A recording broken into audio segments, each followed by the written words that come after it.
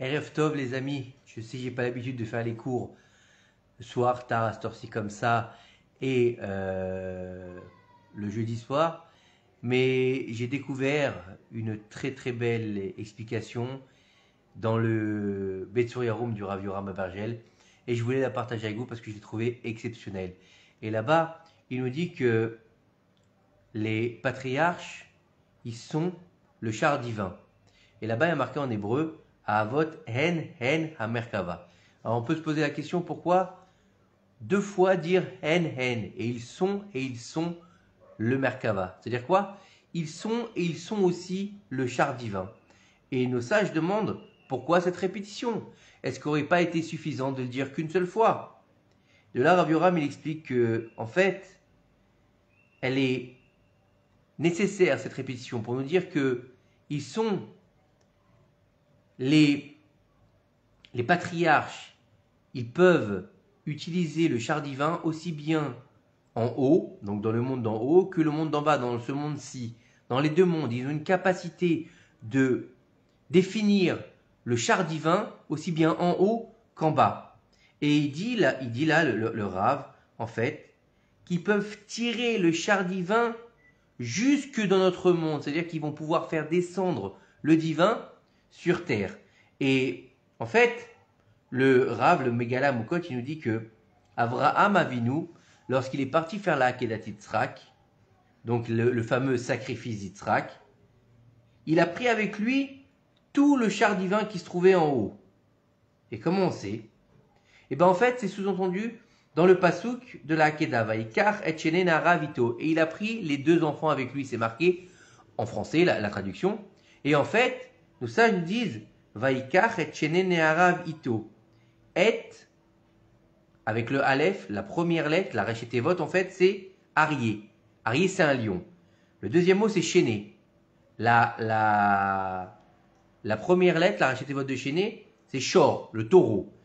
Et ensuite, c'est Néharav. La première lettre de Néharav, c'est Noun. Noun, c'est quoi? Necher, l'aigle. Le dernier mot, c'est Ito, avec lui. Donc, Ito. Et il nous dit que c'est la première lettre de Ito, c'est Aleph, Adam. Et en fait, c'est les quatre faces qui sont gravées sur le char divin, à savoir un lion, un aigle, un bœuf et un homme. Il faut savoir que 4 pieds représentant le char divin, un le lion pour représenter le roi du règne animal, un le bœuf du règne animal sauvage. Au niveau du shor, donc du taureau, c'est l'animal domestique, le roi des animaux domestiques. L'aigle, c'est le roi des volatiles. Et Adam, c'est le dernier, c'est l'homme. Et on dit que là-bas, la face de l'homme qui est sur le char divin, c'est le visage de Yaakov Avinu. Et en fait, et Bilham, tout le monde connaît cette histoire avec ce fameux Bilham qui a voulu maudire le peuple d'Israël et qui s'est levé le matin et qui a été préparer son ânesse. Et là-bas, nos sages nous disent que où tu cours comme ça? Abraham, il t'a déjà détrôné. Lui-même, il a amené toute la Merkava quand il a été préparer le sacrifice de son fils Yitzhak. Et donc, c'est pour ça qu'au lieu de dire avec Bilam, Vaikach et Shene Ne'arav Ito, il y a marqué Shene Ne'arav Imo. Il y a eu avec, pas avec lui, im avec dans une autre syntaxe. Et ils nous disent que en fait là, les Rachetevot, les premières lettres sont les initiales de Saraf, Nachash et Akrav. Saraf, celui qui brûle, Nachash, c'est le serpent, et Akrav, c'est le scorpion. Et en fait, et c'est pour ça qu'après on va dire qu'il a été voir les Nechashim, il a été voir les serpents, qu'il est allé voir les forces occultes en fait. Par rapport à Bilam, on parle de forces occultes. Et par rapport à Avraham, Avinu, on parle du Merkava. On parle de celui qui a été en mesure de faire descendre le char divin. Alors que Bilham, à son contraire, il a réussi à quoi? Seulement à rapprocher les forces du mal de son action. Et en fait, lorsqu'on va regarder ça, un homme, il va regarder les actions des pères, il va se dire, quand est-ce que il doit apprendre comment servir à Kadosh Baruch Hu. Il doit se dire, quand est-ce que, nos sages nous disent que chaque homme, il doit se dire, quand est-ce que mes actes, ils arriveront aux actes de mes pères Abraham, Yitzhak et Yaakov. Et en fait, il nous dit que tout leur nerf, tout leur corps, en fait, tout leur être, il était là pour servir, en fait, l'Akdusha. D'accord? Et utiliser ce monde-ci pour l'Akdusha. Et alors pourquoi on nous dit, pourquoi est-ce que on sait que les Havot, ils étaient quoi? Les Havot, c'était des bergers. Pourquoi est-ce qu'ils avaient besoin d'utiliser des bergers s'ils n'avaient rien à faire du monde, de ce monde-ci, à cette époque-là, d'avoir du bétail, du menu, du gros bétail? C'était la richesse. Est-ce qu'ils avaient besoin d'être riches? Et nos sages nous disent non.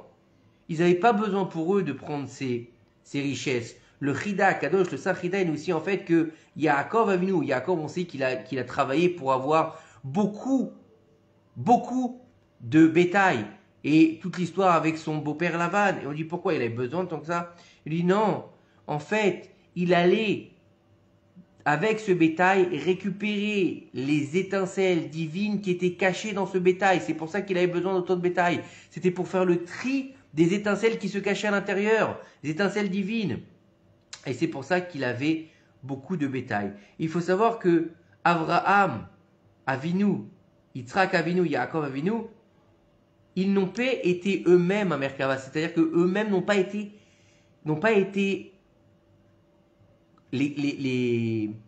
ceux qui tirent le char. Ils ont été ceux qui vont tenir le char. Ils ont été en fait le char. Mais en fait, le char, il est tiré par quelqu'un qui va le guider. Et en fait, qui est-ce qui est sur le char? C'est une image, bien sûr. C'est Akadosh Baruch Hu. Et en fait, qu'est-ce que ça veut dire? C'est-à-dire que un char, il a une annulation totale avec celui qui va le guider. C'est-à-dire que c'est pas le char qui va décider de lui-même où est-ce qu'il veut aller. D'accord? C'est comme dans une voiture. D'accord? C'est le conducteur qui va choisir où est-ce qu'il va aller. Jamais de la vie, c'est la voiture qui va décider. On parle pas de semi-autonome qu'on voit aujourd'hui. Et même comme ça, à K2000, c'était qu'un film. Ça n'a jamais existé vraiment. Il n'y a jamais une voiture qui a décidé le matin en disant aujourd'hui, je vais aller sur la plage. Aujourd'hui, je vais aller à Marseille. Une voiture, elle décide pas. C'est le conducteur qui va lui dire où est-ce qu'il veut aller. Et c'est exactement la même chose avec nos Havot. Ils étaient tellement annulés avec Akadosh Baruch Hu qu'ils sont devenus le char divin en fait, qui sont devenus celui qui va être la source du char divin. Et en fait, c'est pour ça qu'ils étaient capables de prendre ce char et de l'amener sur terre, parce que leur niveau en fait de grandeur leur permettait d'avoir une gestion sur les deux mondes. Et en fait, il faut savoir que les Havot, ils faisaient la volonté de Dieu, la volonté divine. Et c'est pour ça que les Havot, ils n'ont jamais posé de questions. Quand Dieu, il a dit à Abraham, Lech Lecha, Dieu lui a dit à Abraham, Lech Lecha, il lui a dit, pars pour toi. Il lui a dit, quitte ta maison, quitte ton pays, quitte ton père, quitte ta mère, quitte tes copains, quitte tout. Jamais Abraham, il a posé une seule question. Est-ce qu'Abraham, il a dit à Kadosh Baruch Hu, je comprends pas, pourquoi, est-ce que je dois partir d'où je vis, dis-moi, je suis bien ici, je suis bien dans ma maison. C'est comme si demain quelqu'un vient vous voir, vous dire, bon, tu sais quoi, demain, tu vas au pôle Nord. Tu vas dire, hey, qu'est-ce que je vais faire au pôle Nord? Je vais vendre des glaces aux Esquimaux. Je vais faire quoi? Je vais aller casser de la glace. Laisse-moi tranquille, je suis bien chez moi. Non, lui, il dit rien. Lui, il dit rien. Va yelech Abraham kasher diber Hashem. Abraham, il est parti comme il lui avait dit à Kadosh Baruch Hu. Alors que Dieu, il lui a même pas dit où tu devais aller. Il lui a pas dit combien de temps ça lui prendrait. Il lui a rien dit. Et lui, il a été sans poser de questions. Il ne s'est pas arrêté. C'est ce qu'on appelle un Merkava. C'est ce qu'on appelle un char. C'est qu'il est guidé par une force plus grande que lui. Et donc, il faut toujours comprendre que on ne pose pas de questions. Dans les ordonnances divines, on ne pose pas de questions. Bien sûr, on a le droit de poser des questions pour comprendre comment faire notre service divin, pour comprendre une halakha, pour comprendre comment faire Shabbat, pour comprendre comment se rapprocher d'Akadosh Baruch Hu. Mais si c'est un tzivouï d'Akadosh Baruch Hu, pose pas de questions, parce que lui, c'est la sagesse divine, lui, c'est le Ensof, lui, c'est celui qui a la sagesse du monde entier, puisqu'il contient le monde. Et donc, pose pas de questions, sois annulé à sa volonté. Parce que si tu es annulé à sa volonté, il s'annulera à ta propre volonté. Et il faut savoir, en fait, il faut toujours, nos sages nous disent qu'il faut toujours s'éloigner d'un homme qui pose trop de questions. Car les hommes qui ne posent pas de questions, les tzadikim, Ils ont jamais posé de questions. Les tzadikim comme Abraham, Yitzhak, Yaakov, ils n'ont jamais posé de questions. Donc, celui qui va poser trop de questions, c'est quelqu'un qui n'est pas assez proche d'Akadosh Baruch Hu pour comprendre le sens du service divin. Voilà la petite étude que je voulais partager avec vous. Be'ezrat Hashem, que ces quelques paroles nous aident à comprendre que le but aujourd'hui, c'est d'être totalement annulé à la grandeur d'Akadosh Baruch Hu pour pouvoir enfin réaliser la volonté de Dieu, pour qu'il réalise nos volontés ici sur terre, pour avoir la possibilité de transcender notre vie sur cette terre, le Olam Ha'asya, le Olam Hazé, pour le Olam Haba, Bezrat Hashem. Shabbat Shalom Mevorach, à très bientôt.